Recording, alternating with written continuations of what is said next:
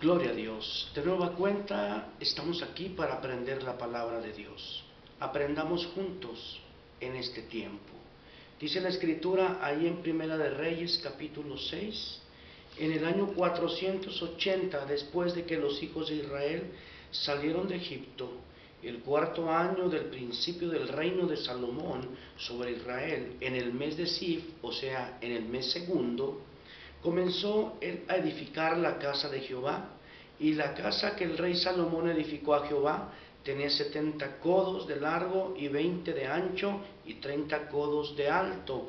Y esta casa estaba siendo construida según el diseño y conforme a toda la instrucción que Jehová de los ejércitos le había dado a David, el padre de Salomón. Pero David, siendo un hombre de guerra, el Señor permitió que de una u otra manera construyera su hijo el templo, amén, por amor, ¿a quién? Por amor a su padre David. Y dice la palabra en el nombre de Jesús, que ya cuando terminó la casa, ya cuando terminó aquel templo, en el verso 11 del mismo capítulo, dice la palabra, y vino palabra de Jehová a Salomón diciendo: con relación a esta casa que tú edificas, si anduvieres en mis estatutos, hicieres mis decretos y guardares todos mis mandamientos, andando en ellos, yo cumpliré contigo mi palabra que hablé a David, tu padre.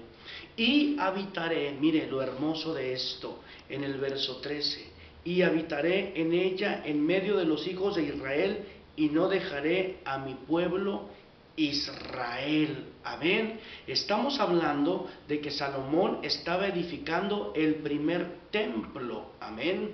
Que mire, es una tristeza que a lo largo de la historia, conforme iban pasando los años, pues como aquel hombre que en su reinado todo fue paz, ¿verdad? El que había peleado por él había sido su padre David, pues bueno, de una u otra manera perdió el diseño, y más adelante usted podrá ver que ese templo que con tanto esmero había construido, con todos lo que se había requerido en cuanto a materiales conforme al diseño de Dios, iba a ser destruido por aquel hombre, ¿verdad? Por aquel hombre llamado Nabucodonosor, rey de Babilonia.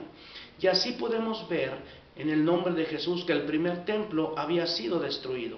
Después se levanta un segundo templo, amén, por manos de Zorobabel, y así sucesivamente, hermano. Dice la palabra que ese templo fue destruido y fue restituido por el templo de Herodes. Y de una u otra manera, bueno, ¿qué nos enseña esto? Que los templos naturales pasan, que los templos naturales pueden ser destruidos, y nosotros, haciendo esto en lo espiritual, tenemos que cuidar mucho de que el templo de Dios, que somos tú y yo, como morada de Dios en el Espíritu, según dice el apóstol Pablo en la bendita y santa palabra de Dios, en Efesios capítulo 2, usted y yo, amado, que somos el templo de Dios, tenemos que cuidar de que este templo no sea destruido.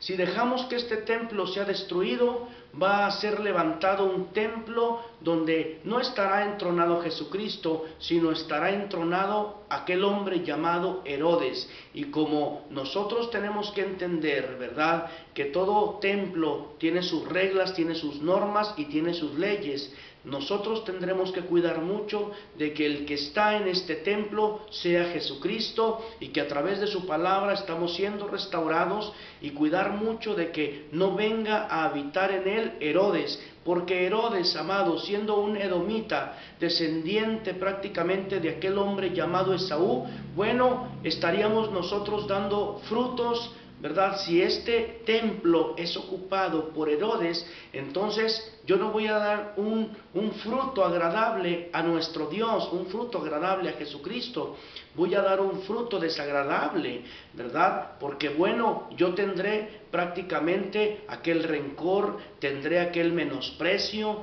tendré aquella amargura, tendré aquel cuestionamiento que todos aquellos edomitas tenían en contra de aquel pueblo de Dios. Porque de una u otra manera, pues bueno, oposición siempre va a haber, pero la oposición se tiene que sujetar cuando hay un precepto, hay un estatuto, hay un mandamiento, hay una ordenanza que prácticamente tú y yo, como hijos de Dios, estamos poniendo por obra y nos estamos dejando guiar por la palabra de Dios. Y de una u otra manera tenemos que saber, amén, que cuando venga la oposición, por estar tú y yo sujeto a Dios y sujeto a su palabra, resistiendo al enemigo, el enemigo tendrá que huir de nosotros. Dice la palabra que cuando Jehová le habló y le dio estas instrucciones a Salomón, fue muy claro.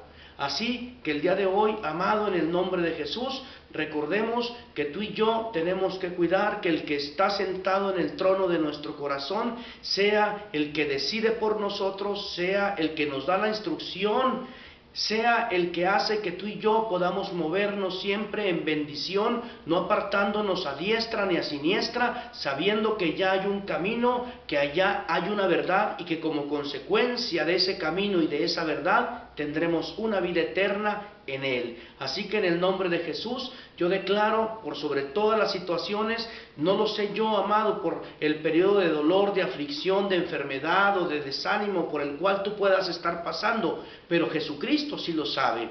Y déjame decirte algo en el nombre de Jesús, por todo aquello que se esté aconteciendo alrededor de nuestra vida, yo creo que vale la pena traérselo todo eso a los pies de Jesucristo y que Él decida, porque las estrategias más efectivas vienen de parte de Dios a través del Espíritu Santo. Amado, en el nombre de Jesús, yo te bendigo de todo mi corazón, te bendigo en el nombre de Jesús. Amén y amén.